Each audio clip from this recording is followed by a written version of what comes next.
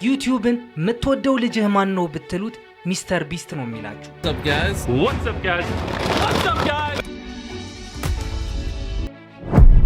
ግን ደግሞ ስለ ሚስተር ቢስት የሆነ በጣም እረፍት የሚነሳ ነገር አለ። Why are you doing it? To people giving them my credit card and telling them they can buy whatever they want. እንደምታስቡት ጉዳዩ እዛ ቪዲዮ ውስጥ ያሉት እባቦች አይደሉም። This is a bathtub full of snakes. Hey there, little guy. እነዛ ለማያውቃቸው ሰዎች የሚሰጣቸው ላምበርጊኒዎቹም አይደሉም። I grabbed 50 random people in a brand new Lamborghini. በጊቭአዌይ መልክ የሚሰጣቸው እነዛ ደሴቶችም አይደሉም። I bought this ginormous private island and I'm giving it to one of you. እንዲያውም ይህ ሰው አብዛኛው ሰው በህይወት ዘመኑ አይቶት የማያውቀውን ያህል ገንዘብ በአንድ ቪዲዮ ብቻ ማደል እንኳን አይደለም። ጉዳዩ ፈገግታው ነው። ያ የማይለወጥ የዩቲዩብ ፈገግታ። ምክንያቱም ከዚያ ፈገግታ ጀርባ ምናልባትም በኢንተርኔት ታሪክ የታየው ትልቁ የሰዎችን ትኩረት የመቆጣጠር ጥበብ አለ። ይህ ሰው የሰውን ልጅ ጉጉት እንዴት መጥለፍ እንዳለበት ጠንቅቆ ያውቃል። እስከምን ድረስ መሰላችሁ? ታምብኔሉን ብቻ አይታችሁ ስነ ልቦናችሁን እስከ መጠለፍ ድረስ። ኢንተርኔቱን በምላሹ ለዚህ ሰው አንድ ግዙፍ ግዛት ሸለሙ። ይህ ግዛት ደግሞ የተገነባው ከቸኮሌቶች፣ ከፋስት ፉድ፣ ከቢሊየን እይታዎች፣ መጋዘን የሚያካክሉ ግዙፍ ዝግጅቶች፣ ከሆሊውድ ባለሀብቶች፣ ከታዋቂ ሰዎች ወዳጅነት፣ ከአልጎሪዝም ሳይንስ እና የቴሌቪዥን ጣቢያ ኃላፊዎች እስኪያልባቸው ድረስ በቂ ሀብት ማግኘት። ግን እንግዳው ነገር ደግሞ እዚህ ፓርት ላይ ነው። ሚስተር ቢስት የሚታወቀው በሚሰጣቸው ጊቭአዌዎች ነው። ብራና የተባለ መተግበሪያም የዚህ ቪዲዮ ስፖንሰር በመሆን የተለያዩ ጊቭአዌዎች ይዞላችሁ መጥቷል። ይህ የብራና መተግበሪያ ከ9ኛ እስከ 12ኛ ክፍል ከሆናችሁ ለእናንተ ነው። በ4 የተለያዩ ቋንቋዎችም ይሰራል።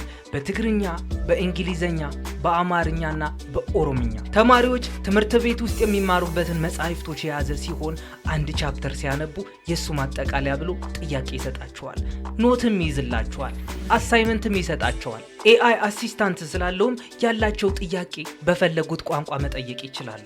እናም የብራና መተግበሪያ እነዚህ ኪንድል ተብለው የሚጠሩ የመጽሐፍ ማንበቢያ ታብሌቶችን በነፃ ሊሰጣችሁ ነው። እናም ብራና መተግበሪያውን የሚጠቀሙ ለ20 ተማሪዎች ፍሪ ፕሪሚየም ፓኬጅ ሊሰጥ ነው። ከእናንተ የሚጠበቀውም አፕሊኬሽኑ አውርዳችሁ ሬጂስተር ማድረግ ነው። ተሸላሚ የሚሆኑ ሰዎችም ራንደምሊ ከኮመንት ሴክሽን ይመረጣሉ። የሚስተር ቢስት እንግዳው ነገር እዚህ ጋር ነው። ያ እንግዳ ነገር ከመናገርህ በፊት ግን ትክክለኛ ስሙ ብትነግረንስ የምትሉ ከሆነ ይህ ሰው ጂሚ ዶናልድሰን ይባላል። እናም ሚስተር ቢስት እያደገ በሄደ ቁጥር እንደ ዩቲዩበርነቱ እየቀነሰ መጣ። በምትኩ ደግሞ ሁድ የለበሰ ግዙፍ ተቋም እየመሰለ መጣ። ምክንያቱም በአንድ ወቅት ላይ ጂሚ ቪዲዮ መስራት አቁመዋል። ይልቁንም የሰውን ልጅ ደስታ ወይም ዶፓሚን በፋብሪካ ደረጃ በከፍተኛ መጠን ማምረት ጀመረ። ሚስተር ቢስት በጣም ሀያል ከመሆኑ የተነሳ አንድ የሚጭነው ቪዲዮ ብቻውን ከሙሉ የቴሌቪዥን ጣቢያዎች በላይ ተመልካች ሊኖረው ይችላል። በአንድ ወቅት 10 እና 20 እይታዎች ያላቸውን ቪዲዮ ወደ ዩቲዩብ ይጭን የነበረ ይህ ሰው አሁን ከባለ ሀብቶች፣ ከስራ አስፈጻሚዎች፣ ከቀጥታ ስርጭት ወይም ስትሪሚንግ መድረኮች እና ቢሊዮን ዶላር ከሚያንቀሳቅሱ ኩባንያዎች ጋር ስብሰባ ይቀመጣል። እንደ ጠያቂው ማንነትም ሚስተር ቢስት የመዝናኛው ዓለም የወደፊት ተስፋ ነው ወይም የትኩረት ኢኮኖሚው ፋይናል ቦስ ነው።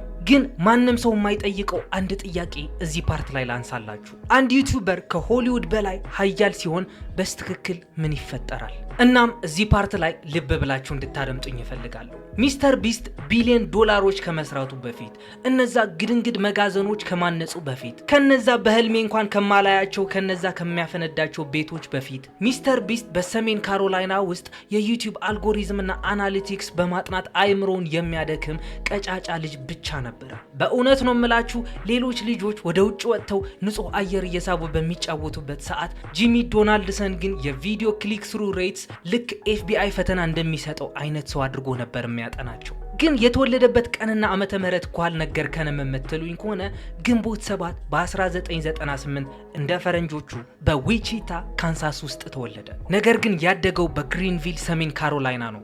ጂሚ በጣም ኦብሰስድ ናቸው ከሚባሉ ልጆች መካከል አንዱ ነበረ።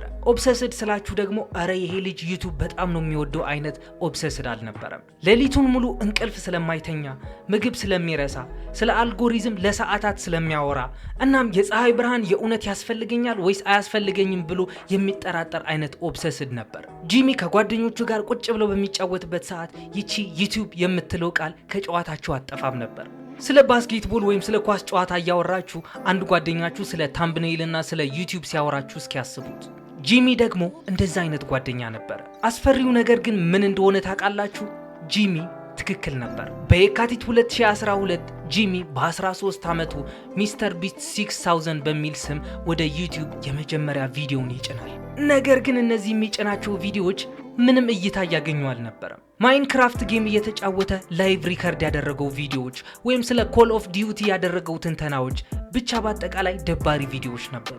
ነገር ግን አብዛኛውን ሰው የሚሳሳተው እዚህ ፓርት ላይ ነው። ሰዎች ስኬቱ የመጣው በእድል ይመስላችኋል፣ ነገር ግን አይደለም። ሚስተር ቢስት በአጠቃላይ የተገነባው በውድቀት ላቦራቶሪ ውስጥ ነበር። አንድን ቪዲዮ ለማቀናበር 6 ሰዓት አሳልፋችሁ የአክስታችሁ ልጅና 2 የኢንተርኔት ቦቶች ብቻ ሲያዩት እስኪያስቡት። አብዛኛው ሰው እዚህ ጋር ተስፋ ይቆርጣል። ጂሚ ግን አልቆረጠም። ምክንያቱም ሌላው ሁሉ ዝነኛ ለመሆን በሚጥርበት ወቅት ጂሚ የሰውን ልጅ ትኩረት ወይም አቴንሽን ምንነት ለመረዳት ይጥር ነበር። ያ ደግሞ ሁሉንም ነገር ይለውጠዋል። ምክንያቱም ጂሚ ስለተለመደው ትምህርት ቤት ምንም ግድ እንደማይሰጠው በግልጽ ተናግሯል። እናም እውነቱን ለመናገር ይህ በዙሪያው ያሉትን ሰዎች ያስፈራ ነበር። ምክንያቱም 2015 ላይ የጂሚ እናት ብትሆኑ እስኪያስቡት። ጂሚ ክፍል ውስጥ ተቀምጦ ስለ ዎች ታይም ሪቴንሽን ልክ የአየር ንብረት ጂሚ ክፍል ውስጥ ቁጭ ብሎ ስለ ዎች ታይም ሪቴንሽን በደንብ እያጠና ነው። ልክ የአየር ንብረት ሁኔታ እንደሚፈታ ሰውም የሚያወራው ነገር የማይገባችሁ ነገር ይሆናል። በዛ መሃልም በዓለም ላይ ትልቁ ዩቲዩበር ሆናለሁ ይላቸዋል። ያን ጊዜ ይህ ንግግሩ እንደ እብደት ነበር የሚቆጠረው። ግን ደግሞ ይህንን እንድታስታውሱ ፈልጋለሁ። ይህ የሆነው የኮንተንት ክሪኤተሮች ባህል ከመፈንዳቱ በፊት ነበረ። ከቲክቶክ መኖሪያ ቤቶች ወይም ቲክቶክ ሃውስስ በፊት ነበረ። ቪዲዮ አቅራቢዎች ከኔትፍሊክስ ጋር ስምምነት ከመፈራረማቸው በፊት ነበረ። ተጽዕኖ ፈጣሪዎች ወይም ኢንፍሉዌንሰርስ ቢሊዮነሮች ከመሆናቸው በፊት ነበረ። ያን ጊዜ ደግሞ ቁጥር 1 ዩቲዩበር እሆናለሁ ማለት የምታወራ ጦጣ እሆናለሁ ማለት ነበር። ስለዚህ በጊዜ አንድ ነገርን ማስተዋል ነበረበት። በዛን ጊዜ ዩቲዩብ ላይ ስኬታማ የሆኑ ኮንተንት ክሪኤተሮች ግዴታ በጣም ቀልደኞች አይደሉም፣ ወይም በጣም ብልጦች አልነበሩ፣ ወይም ከፍተኛ ተሰጥኦ ያላቸውም አልነበሩ። ይልቁንም የሰውን ልጅ ስነ ልቦና በሚገባ የተረዱት ናቸው። የማወቅ ጉጉት፣ ሳስፔንስ፣ ስሜት፣ ሽልማት፣ ውጥረት፣ ተመልካችን የማቆየት ጥበብ ወይም ሪቴንሽን። ጂሚ ደግሞ ዩቲዩብን ያጠናው ልክ በሽታን እንደሚያጠና ሳይንቲስት ነበር። ይህ ሰው ሰዎች ለምን ቪዲዮውን ክሊክ እንደሚያደርጉ በትክክል እያጠና ነበር፣ ልክ እንደ አንድ የዶፓሚን መርማሪ። እናም በስተመጨረሻ ሙከራዎቹ ውጤት ማምጣት ጀመሩ። እናም የጂሚ አእምሮና ኢንተርኔቱን ያነቃቃ ቪዲዮ ግን ጥር 2017 ላይ የለቀቀው ነበር። ጂሚ ዩቲዩብ ላይ አንድ ቪዲዮ ጫነ። የቪዲዮ ርዕስም እስከ 100,000 ድረስ መቁጠር ይላል። I'm about to count to 100,000. Let's 1, 2, 3, 4. ቪዲዮ ደግሞ ያ ብቻ ነበረ። ሌላ የተለየ ነገር የለውም። 1 2 3 4 እያለ እስከ 100,000 ድረስ የሚቆጥርበት ቪዲዮ ነበር። ኮላብ ያደረጋቸው ታዋቂ ሰዎች አልነበሩም። በጊቭአዌይ መልክ የሚሰጣቸው ላምበርጊኒዎችም አልነበሩም። ብቻ ለተከታታይ 24 ሰዓታት የሚቆጥር ሰው ይታይ ነበረ። ይህ ለማመን በሚከብድ ሁኔታ ሞኝነት ይመስላል፣ ግን ለዛ ነበረ ውጤታማ የሆነው። ምክንያቱም ጂሚ ከኢንተርኔት በጣም አስፈላጊ ህጎች አንዱን አወቀ። አንድ ነገር በጣም በማይታመን መልኩ አስቂኝ ከመሆኑ የተነሳ ሰዎች እውነት መሆኑን ለማረጋገጥ ግድ ማየት ካለባቸው በእርግጠኝነት ክሊክ ያደርጋሉ። አንዴ ክሊክ ካደረጉ ደግሞ አልጎሪዝሙ በከፍተኛ ሁኔታ መስራት ይጀምራል። ቪዲዮ ዓለምን አዳረሰ። ሚሊዮን እይታዎች። በድንገት ሰዎች መጠየቅ ጀመሩ፣ ይህ ሰው ማን ነው ብለው። ጂሚም ወዲያው አንድ የሚያስደነግጥ ነገር ተረዳ። ለአንድ ነገር ራስን አሳልፎ መስጠት ወይም ኤክስትሪም ኮሚትመንት ትኩረትን ይስባል። ስለሆነም ነገሩን አባባሰው። መዝገበ ቃላትን ማንበብ፣ የተቀባ ቀለም እስኪደርቅ መጠበቅ፣ ስሞችን 100,000 ጊዜ መጥራት። እያንዳንዱ ቪዲዮ ከቀድሞ ይበልጥ የማይመስል ሆነ፣ ይበልጥ አድካሚ፣ ይበልጥ ክሊክ የሚደረግ። እናም በቀስታ ሚስተር ቢስት ከዚያ ተራ የቪዲዮ ጨዋታ ተጫዋች ልጅነት ወደ የማወቅ ጉጉት ማሽንነት ተቀየረ። ከዚያም ጂሚ በዩቲዩብ ታሪክ ውስጥ አንዱ ትልቅ የተባለ ቺት ኮድ አገኘ፣ ለሰዎች ገንዘብ መስጠት። አሁን ግልጽ ነው፣ ገንዘብ በነፃ ማደል አዲስ ነገር አይደለም። ነገር ግን ጂሚ ቸርነትን ወደ ታላቅ ትርኢት ወይም ስፔክታክል ቀየረው። ያ ደግሞ ሁሉንም ነገር ለወጠው። ምክንያቱም ተመልካቾች ቪዲዮዎችን ዝም ብለው ማየት ብቻ አላቆሙ፣ ይልቁንም ስሜታቸውን በቪዲዮዎቹ ውስጥ ማስገባት ጀመሩ። እኔ ያ ገንዘብ ቢሰጠኝ ምን አደርግበታለሁ ብለው የሚጠይቁበት ቪዲዮ ሆነ። ይህ በእኔ ላይ ቢደርስስ እኔ ብመረጥስ ብለው ሰዎች መጠየቅ ጀመሩ። ሚስተር ቢስትም አንድ ብልህነት የተሞላበት ነገር ተረዳ። ተስፋ የሚባለው ነገር በጣም አዲክቲቭ እና ሱስ የሚያስይዝ ኮንተንት ነው። አንዴ ይህንን ካወቀ በኋላ ደግሞ ቁጥሮቹ ወደ እብድ ተቀየሩ። መጀመሪያ ላይ $1000 ስጦታዎች፣ ቀጥሎ $10,000፣ ከዚያም መኪኖች፣ ቀጥሎም ቤቶች፣ ከዚያም የግል ደሴቶች፣ በመጨረሻም ሙሉ በሙሉ በእውነተኛ ህይወት የሚከናወኑ የጨዋታ ውድድሮች ወይም ጌም ሾውስ ማዘጋጀት ጀመረ። ቁጥሩ እያደገ በሄደ ቁጥር ቪዲዮዎቹም እየገዘፉ መጡ። ዩቲዩብ ራሱም በእርሱ ዙሪያ መቀየር ጀመረ። ምክንያቱም በድንገት ሌሎች ኮንተንት ክሪኤተሮችም አምላኬ ሆይ ይህ እብድ ሰው አልጎሪዝሙን አውቆታል ብለው ማሰብ ስለጀመሩ ነበር። ሌሎች ኮንተንት ክሪኤተሮች ጂሚን እብድ እንዲሉት ያደረጋቸው ክፍሉም እዚህ ጋር ነው። የሚያገኘውን ገንዘብ በሙሉ ማለት ይቻላል ተመልሶ ለቪዲዮዎቹ ወጪ ያደርገዋል። አብዛኞቹ ዩቲዩበሮች የሚያገኟትን ገንዘብ መኪና፣ ቪላ ቤቶች፣ ውድ ጌጣጌጦችና ለመዝናኛ ጉዞዎች ይገዙበታል። ጂሚ ግን የገዛው ተመልካችን የማቆየት ኃይል ወይም ሪቴንሽን ነበር። ይህ ሰው በአጠቃላይ ገንዘብ ያገኛል። ቀጣይ ቪዲዮ እይታው እንዲኖረው በማለት ደግሞ ያ ያገኘው ገንዘብ አምጥቶ እሳት ይለኩስበታል። ይህ ደግሞ እብድ የሆነ ቻሌንጅ ነበር። በዛን ሰዓት ተጨማሪ ካሜራዎችና ካሜራማኖች፣ ኤዲተሮች እናም ተጨማሪ ሪስክ ይዞ መጣ። በአንድ ወቅት በዙሪያው የነበሩ ኮንተንት ክሪኤተሮች እንደሚሉት ከሆነ ሚስተር ቢስት የሚኖረው በቋሚ የምርት ዑደት ወይም ፕሮዳክሽን ሳይክል በሚባለው ውስጥ ነበረ። ልክ የአንድ አዲስ ድርጅት መስራች ሆኖ ያ ድርጅቱ ያስገኘለትን ብር ደግሞ በቁማር እንደሚያጠፋ ሰው ማለት ነው። ምክንያቱም ጂሚ የሚያምነው በጣም ቀላል ነገር ግን የሚያስፈራ እውነትን ነበር። ቪዲዮው ይበልጥ ጥሩ በሆነ ቁጥር ቀጣዩ ቪዲዮ ይበልጥ ትልቅ ሊሆን ይችላል። የቀድሞው የሚስተር ቢስት ስራዎች ውጤታማና ስኬታማ እንዲሆኑ ካደረጓቸው ነገሮች ደግሞ አንዱ ይሄ ነው። የጓደኞቹ ስብስብ ነበር። ክሪስ ታይሰን፣ ቻንድለር ሃሎው፣ ካርል ጃኮብስ። እነዚህ ጓደኞቹ ቪዲዮዎቹ ውስጥ ሲታዩ ቪዲዮ ያልተገራ ወይም ዳይሬክት ያልተደረገ ይመስል ነበር። በተለይም ቻንድለር ተመልካቹን የሚወክል ሰው ስለሆነ በጣም አስፈላጊ ነበር። ምክንያቱም ቻንድለር ሴሌብሪቲ አልነበረም፣ ግራ የተጋባና እድለኛ ሰው ነበር። በሆነ አጋጣሚ በዓለም ላይ በጣም ውድ ወደ ሆነው የጓደኛሞች ስብስብ ውስጥ እንደገባ ሰው። ተመልካቾች ደግሞ ይህን ወደዱት። ነገር ግን ቪዲዮዎቹ በዝግጅታቸው ረገድ የተዘበራረቁ ቢመስሉም ከትዕይንቱ በስተጀርባ ግን ጂሚ በሚያስደነግጥ ሁኔታ ጥብቅ ስርዓት ያለው ሜቶዲካል እየሆነ መጣ። ምክንያቱም ነገሩ ከእንግዲህ በኋላ በአጋጣሚና በዘፈቀደ የሚደረግ አልነበረም። ነገሩ የኢንጂነሪንግ ስራ እየሆነ መጣ። ግን የሚያስፈራው ነገር ደግሞ እዚህ ጋር ነው።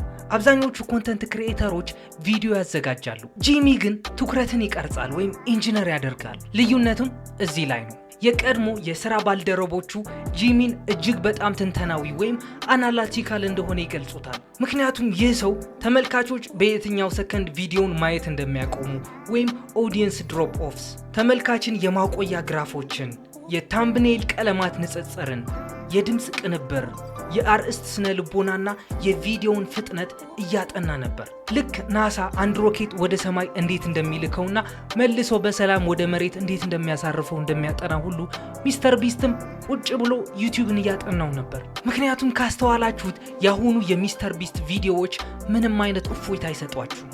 ኢንትሮ አለ፣ በጣም ኤክሳይትድ ትሆናላችሁ፣ ሳስፔንስ ትሆናላችሁ፣ አሁን ምን ይፈጠራል ብላችሁ ትጨነቃላችሁ። ሁልጊዜም እንቅስቃሴ አለ፣ ሁልጊዜም ውጥረት አለ፣ ሁልጊዜም ትልቅ ውርርድ አለ፣ ሁልጊዜ ካውንት ዳውን አለ፣ ሁልጊዜ ገንዘብ አለ፣ ሁልጊዜ ጩኸት አለ። ህንፃው ከመፈንዳቱ በፊት 60 ሰከንድ ብቻ ነው ያለህ የሚሉ ድርጊቶችም አሉ። ይህ ደግሞ ዝም ብሎ የተደረገ የቪዲዮ ቅንብር አይደለም። ይህ የአልጎሪዝም ጦርነት ነው። እናም ጂሚ በዚህ ጥበብ በማይታመን መልኩ ጎበዝ እየሆነ መጣ። ጎበዝ ስላችሁ ምን ያክል ጎበዝ መሰላችሁ? ኢንተርኔቱ ልክ እንደ ኮንተንት ክሪኤተር ብቻ ሳይሆን ልክ እንደ ትልቅ ክስተት ወይም እንደ ፌኖሜኖን ማየት ጀመረ። አስፈሪው ነገር ደግሞ ምን መሰላችሁ? በጂሚ ዙሪያ ያሉ ሰዎች የእርሱን የሥራ ፕሮግራም እንደ እብደት ይገልጹታል። ማያቋርጥ ቀረጻ፣ ማያቋርጥ እቅድ፣ ማያቋርጥ ስብሰባ፣ ማያቋርጥ ክለሳ። አንዳንድ ቪዲዮዎችማ ወራትን ይወስዳሉ። አንዳንዶቹ በሚሊዮን የሚቆጠር ዶላሮች ይፈጃሉ። አንዳንዶቹ ደግሞ በመቶዎች የሚቆጠሩ ሰራተኞችን ያሳትፋሉ። እናም የሚስተር ቢስት ማሽን በዓለም አቀፍ ደረጃ ቪዲዮዎችን ስለሚጭን ያለበት ጫና በፍጹም አይቆምም። ከዚህ በመነሳትም ነው ውሎ አድሮ ተራ ህይወትን መኖር የምታቆመው። የምትኖረው ለአልጎሪዝሙ ብቻ ስትል ይሆናል። ግን እዚህ ጋር ደግሞ ማንም የማይነግራችሁ አንድ እውነት ልንገራችሁ። ይህ ደግሞ በዩቲዩብ ቻነሉ ጀርባ የተደበቀ የንግድ ግዛት ነው። ሚስተር ቢስት ዝም ብሎ ዩቲዩበር ብቻ አይደለም። እርሱ አንድ ሙሉ የስርዓተ ምህዳር ወይም ኢኮሲስተም ውጤት ነው። አንድ ማሽን ነው። የሰውን ማንነት የተላበሰ የሚዲያ ተቋም ነው። መጀመሪያ በ2020 ላይ ሚስተር ቢስት በርገር መጣ። ከዚያም በጥር 2022 ላይ ፊስታብልስ የተባለ ቸኮሌት መጣ። ከዛም ወደ ቸርቻሮ ንግድ መስፋፋት፣ የዎልማርት መደርደሪያዎች፣ ዓለም አቀፍ ስርጭት። አሁን እዚህ ፓርት ላይ ፖዝ እንድታደርጉ ፈልጋለሁ፣ ምክንያቱም ይህ እብደት ነው። አንድ ወቅት ላይ 32 እና 40 ቪው ያገኙ የነበሩ ቪዲዮዎችን ሲጭን የነበረ ልጅ ድንገት ከብዙ ዓለም አቀፍ የምግብ ኩባንያዎች ጋር እየተወዳደረ ነው። ይህ ደግሞ የማይካድ የኢንተርኔት ኃይል ነው። ከዚያም የባለሀብቶች ወገን ወይም የኢንቨስተር ክላስ ይህንን አስተዋለ። ይህ ደግሞ ሁሉንም ነገር ይለውጠዋል። እዚህ ጋር ነው እንግዲህ ቁጥሮቹ ወደ አስቂኝ ደረጃ መድረስ የሚጀምሩት። የጂሚ ዶናልድሰን የተጣራ ሀብት መጠን ግምት እንደየምንጩ ይለያያል። አንዳንዶቹ በመቶዎች የሚቆጠሩ ሚሊዮኖች እንደሆኑ ይገምታሉ። ሌሎች ደግሞ አጠቃላይ የንግዱ ግዛት ውሎ አድሮ ወደ ቢሊዮነርነት ደረጃ ሊሸጋገር እንደሚችል ይገምታሉ። እናም እውነቱን ለመናገር ጉግል እንደሚያሳየን ከሆነ ሚስተር ቢስት 2.6 ቢሊዮን ዶላር ወርዝ ያደርጋል፣ ወይም የተጣራ ሀብቱ 2.6 ቢሊዮን ዶላር ይደርሳል ማለት ነው። ይህ ሊሆን የቻለው ደግሞ ሚስተር ቢስት እንደ ተራ ዝነኛ ሰው ስለማይንቀሳቀስ ነው። የእሱ ዋጋ ዝም ብሎ ጥሬ ገንዘብ ብቻ አይደለም። የእሱ ዋጋ የሚተመነው በቻነሎች፣ ብራንዶች፣ መጋዘኖች፣ የተመልካች ትኩረት፣ ስርጭት፣ የንግድ ምልክት ያላቸው ምርቶች ወይም መርቸንዳይዝ፣ የምግብ ኩባንያዎች፣ የፈቃድ መብቶች ወይም ላይሰንሲንግ፣ የስፖንሰርሺፕ ኃይልና ዓለም አቀፍ ተደራሽነት ናቸው። ሚስተር ቢስት ሀብታም ነው ልንለው ከሆነ ዝም ብሎ ሀብታም ብቻ እንዳልሆነ ማወቅ ይኖርብናል። ከመጋረጃው በስተጀርባ ያሉት ሰዎች ማወቅ ስንጀምር ደግሞ ጉዳዩ እንግዳ እየሆነ ይመጣል። ሚስተር ቢስት ዩቲዩበር መምሰል ባቆመበት ሰዓት ገንዘብ ልክ ደም እንደሸተተው ሻርክ በዙሪያው መሽከርከር ጀመረ። ምክንያቱም አብዛኞቹ የሚስተር ቢስት ሰብስክራይበሮችና ተመልካቾች ሚስተር ቢስት ዝም ብሎ ቀልደኛና ብሩን የሚያድል ባለሀብት አድርገው ያስቡታል። ነገር ግን እንደዛ አይደለም። ጂሚ ከአንድ ሙሉ ኢኮሲስተም ጋር የተገናኘ ነው። በዚያ ኢኮሲስተም ውስጥ ካሉ ትልልቅ ስሞች አንዱ ደግሞ ናይት ሚዲያ ነው። ናይት ሚዲያ ማለት ደግሞ በ2015 በሪድ ዱሸር የተባለ ሰው የተመሰረተ የአሜሪካ የዲጂታል ተሰጥኦዎች አስተዳዳሪ ወይም ማኔጅመንት ካምፓኒ ነው። ናይት ሚዲያ ሚስተር ቢስትን ወይም ጂሚ ዶናልድሰንን ከ2018 እስከ 2024 በመገንባት ረገድ ከፍተኛ ሚና ቢጫወትም በ2024 ግን በይፋ ተለያይተዋል። ናይት ሚዲያ ምን ያደርጋል መሰላችሁ? አንድ ኮንተንት ክሪኤተር ያመጣና ወደ ኢንዱስትሪነት ደረጃ ያሸጋግረዋል። የኢንተርኔት ዝነኞችን በከፍተኛ ደረጃ ሊያድጉ ወደሚችሉ የንግድ ሀብቶች ወይም ኮርፖሬት አሴትስ እንዲቀየሩ ረድቷል። ግን በናይት ሚዲያ ስር ካደጉ ኮንተንት ክሪኤተሮች መሃል ሚስተር ቢስት ብቻ አይደለም፣ ካይ ሴናትም ይገኝበታል። ሐሳን ፓይከር ወይም ሐሳን አቢ በሚባል የሚታወቅ የፖለቲካ ተንታኝና ስርጭት አቅራቢም አለ። አሩን ማይኔ የተባለ ታዋቂ የቴክኖሎጂ ዩቲዩበርም አለ። ሳፊያ ኒጋርድ የተባለች የውበትና የኑሮ ዘይቤ ኮንተንት ክሪኤተርም አለች። እነዚህ ሁሉ ግን ወደ ንግድ ድርጅት ተቀየሩ። እናም ናይት ሚዲያ ደግሞ ብቻውን መስራት አቆመና በጣም ከባባድ የተባሉ ባለሀብቶች እሱ ላይ ኢንቨስት ማድረግ ጀመሩ። ለምሳሌ ከፒተር ቸርኒን ጋር የተያያዘ የገንዘብ ድጋፍ ማግኘቱ የሚገልጹ ሪፖርቶች ወጡ። ፒተር ቸርኒን ደግሞ ዝም ብሎ ሀብታም ባለሀብት አይደለም። ይህ ሰው በሩፐርት መርዶክ ስር የኒውስ ኮርፖሬሽን ፕሬዚዳንት የነበረ ሰው ነው። ይህ ማለት የድሮ ሚዲያ ወይም ኦልድ ሚዲያ ማለት ነው። ለ10 ዓመታት ቴሌቪዥንን የቀረጸ የሚዲያ አይነት። እናም በድንገት እነዚያ ሰዎች ወደ ዩቲዩበሮች መመልከት ጀመሩ። ምክንያቱም አንድ የሚያስደነግጥ ነገር ተረድተዋል።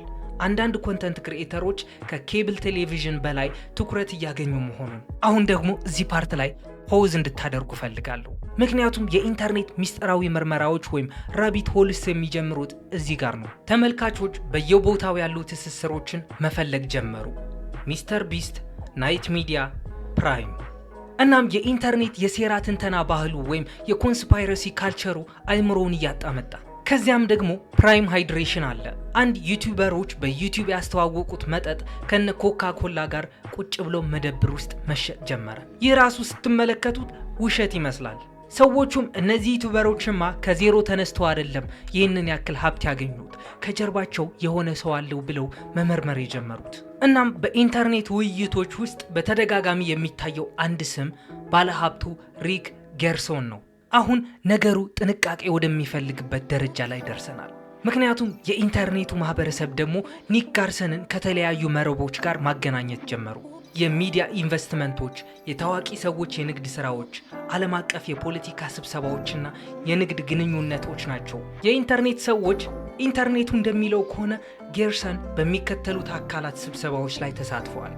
ጃሬድ ኩሽነር፣ የመካከለኛው ምስራቅ የፖለቲካ ሰዎችና ሌሎች ከፍተኛ የንግድ ሰዎች። ምክንያቱም አንዳንዶቹ ስብሰባዎችና የንግድ ግንኙነቶች በይፋ የተመዘገቡ ፐብሊክሊ ዶክመንትድ ናቸው። ነገር ግን ከነሱ በመነሳት በመስመር ላይ የሚደርሱ ብዙ ድምዳሜዎች መላምታዊ ናቸው።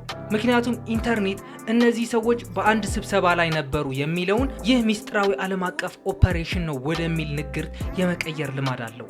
ሆኖም ግን ሰዎች ነጥቦችን ማያያዛቸውን ቀጠሉ። ከዚያም ሌላ ስም ወደ ሚስጥሩ ጎራ ገባ፣ ኤሪክ ፕሪንስ።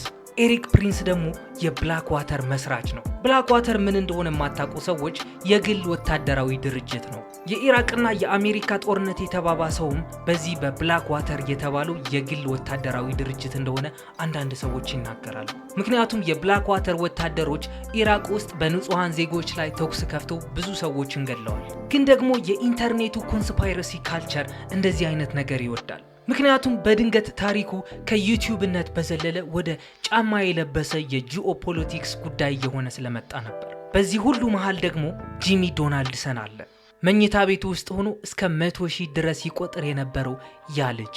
ለዛም ነው ጂሚ ዶናልድሰን እጁ ፖለቲካ ውስጥ የማይከተው። አይሾው ስፒድ ፍሪ ፓለስታይን ሲል ሰምታችሁ ታውቁ ይሆናል። ሚስተር ቢስት ግን እንደዛ አይነት ነገር የለበትም። በጣም ቁጥጥር የሚደረግበትና የተወለወለ ማንነት አለው። ግን ሚስተር ቢስት ለምን አወዛጋቢ ነገሮችን ተናግሮ አያውቅም የምትሉ ከሆነ ሚስተር ቢስት አንዴ ወደ ግዙፍ ተቋምነት ከተቀየርክ ውዝግብ በጣም ውድ ዋጋ ያስከፍልሃል የሚል እምነት ስላለው ነው። በጂሚ የኃይል ደረጃ ደግሞ እያንዳንዷ የሚናገራት ነገር በስፖንሰሮች፣ በችርቻሮ የንግድ ስምምነቶች፣ በሰራተኞች፣ በባለ ሀብቶች፣ በብራንድ አጋሮችና በዓለም አቀፍ ስርጭት ላይ ተጽዕኖ ያሳድራል።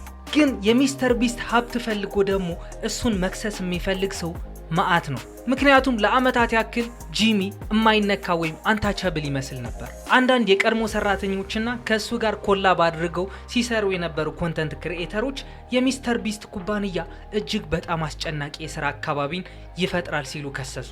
ረጅም የዝግጅት ሰዓታት፣ ፍጹምነትን መፈለግ ወይም ፐርፌክሽኒዝም፣ ከፍተኛ ጫና፣ አፋጣኝ ስራዎች። እነዚህ ቪዲዮዎች ደግሞ በሚሊዮን የሚቆጠር ዶላር የሚፈጁና እንደ ወታደራዊ ኦፐሬሽን ጥብቅ ጥበብ የሚጠይቁ መሆናቸውን ስትረዱ ይህ ቅሬታ ምክንያታዊ ይመስላል። ነገር ግን አሁንም ድረስ ጂሚ ላይ ያሉ ክሶች እየከበዱ እየመጡ ነው። አንዳንድ በሚስተር ቢስት ቪዲዮዎች የሚወዳደሩ ሰዎች ከቡድኑ አባላት ጋር ግንኙነት ነበራቸው ተባለ፣ ወይም በውድድሩ ውስጥ ያሉ ውጤቶች የተዛቡ ሊሆኑ ይችላሉ። እንዲህ የሚሉ ንግርቶች ወዲያውኑ ተቃውሞ ቀሰቀሱ። ምክንያቱም የሚስተር ቢስት ብራንድ በእውነተኝነት የተመሰረተ ስለሆነ ነው። ሚስተር ቢስት ምንም ጥፋት የለበትም ማለት ባንችልም፣ ነገር ግን እነዚህ ሁሉ ክሶች እየሰባበራቸው ይገኛል። ግን እዚህ ፓርት ላይ ደግሞ ለመሆኑ ሚስተር ቢስት ምንድነው ብላችሁ ልትጠይቁ ትችላላችሁ። ጥበበኛ፣ ነጋዴ፣ ወይስ የአልጎሪዝም ሳይንቲስት? ወይስ ምናልባት የዚህ ትኩረት ኢኮኖሚ ወይም የአቴንሽን ኢኮኖሚ የመጀመሪያው እውነተኛ ውጤት? ምክንያቱም ጂሚ ዶናልድሰን ከማንም ቀድሞ አንድ ነገር ተረድቷል። የሰው ልጅ ትኩረት በዚች ምድር ላይ እጅግ ውድ የሆነው ሀብት መሆኑ። ትኩረትን የተቆጣጠረ ደግሞ ውሎ አድሮ ኃይልን ያገኛል። እናም እስካሁን ድረስ የለፈለፍኩትን ነገር ከተመቻችሁ ኦፍኮርስ ይመቻችኋል። ይህ ቪዲዮ እስካሁን ድረስ ቁጭ ብላችሁ እያያችሁት ከሆነና ላይክ የምትለውን በተን ያልተጫናችሁ ሰዎች ላይክ በሉልኝ፣ ሼርም አድርጉት። ከዛ በዘለለም ሰብስክራይብ የምትለው በተን ጠቅ አድርጋችሁ ኮራ ብላችሁ የቻናሌ ቤተሰብ ሁኑ። የብራና መተግበሪያ ለማውረድም ዲስክሪፕሽን ላይ ያስቀመጥኩላችሁ ሊንክን ተጠቀሙ። እናም ቀጣይ ባበደ ስቶሪ እስክንገናኝ ድረስ ሰላማችሁን ያብዛልኝ። ይመኝ